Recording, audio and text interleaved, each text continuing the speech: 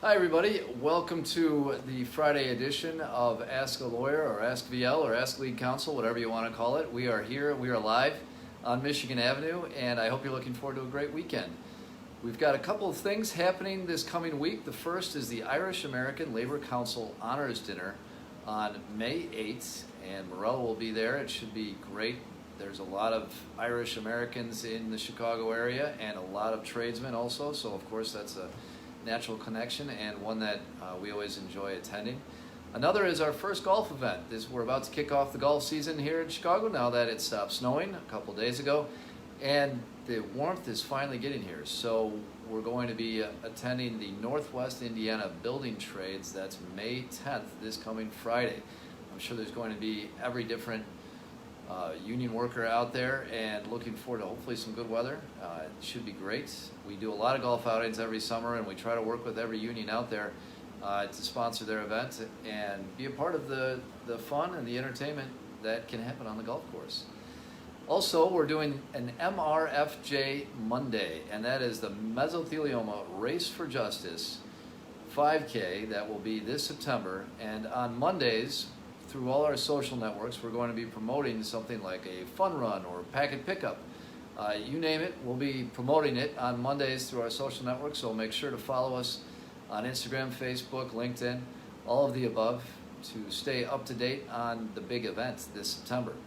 Finally, we're still taking in applications for the scholarship for you young students out there who are looking for some extra cash for your education or for your boarding or whatever it may be. I know that when I was a student, I had about negative thousands of dollars, and I'm sure that has not improved with the tuition numbers going up every year.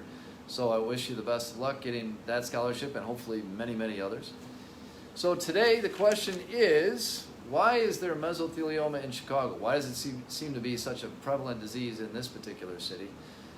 And the answer to that, as usual, is not super simple, but there is somewhat of an answer, and that is in the 1960s and 70s, really the 1950s and 60s, I would say, was some of the heaviest industrial use of that mineral in the United States. So the newer cities, newer meaning not as big back then as they are now, like Las Vegas or San Diego, for instance, they didn't have heavy industry back in the 1960s and 70s, so they didn't have heavy asbestos imports that were used in those industries. Whereas Chicago, the city of big shoulders, the stockyards first, and then it moved on to steel production, that utilized a lot of asbestos, and Chicago used thousands and thousands of workers.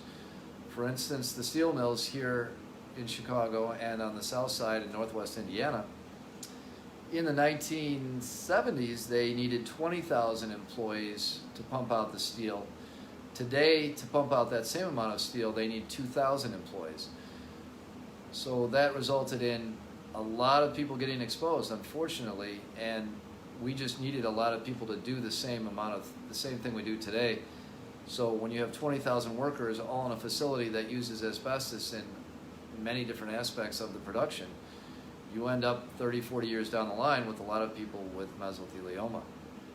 Chicago had not only a big steel production area, it also had and has oil refineries, which require miles and miles of pipe insulation.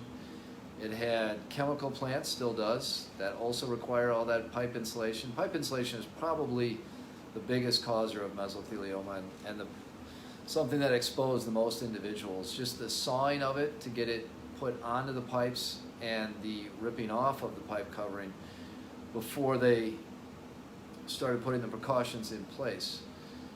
Another factor that played a role would be that because these industries were already existing, all the asbestos pipe covering had already gone onto the pipes before any regulations were in place. So if you have a town that really comes to fruition or starts becoming a populated place in the 1980s, all your factories and everything's being built without asbestos or with more precautions in place. Whereas in Chicago, at a steel mill, if it's operated since the 1920s, asbestos is literally piled on top of itself on each pipe. And then in 1971, OSHA comes in and says, hey, stop using asbestos. Well, certain decisions were made, maybe not so bright decisions, to leave that asbestos on the pipes because there was already miles and miles of it. Sometimes, in some situations, it was all taken down properly, but a lot of times, and still today, in all these powerhouses, there are still miles and miles of asbestos pipe insulation. So because of Chicago being an industrial town and pre-existing any regulations for the use of asbestos, that asbestos is still there today, and throughout the 60s and 70s into the 80s, a lot of Chicagoans were exposed to asbestos, resulting in a high number of citizens with this disease. And that's true for Detroit, it's true for Cleveland, Ohio, New York City, a lot of Philadelphia, a lot of old established big cities are the ones hardest hit by the disease. So thanks for listening, and I hope that answered that question. I hope to answer many more in the future. I hope you have a great weekend, a fun Friday night. The weather's going to be good out there, so enjoy it. Thanks as always for listening, and please feel free to give us your feedback. We love it, and we really thrive off it, and we're able to give you better programming and better social networking the more that we hear from you.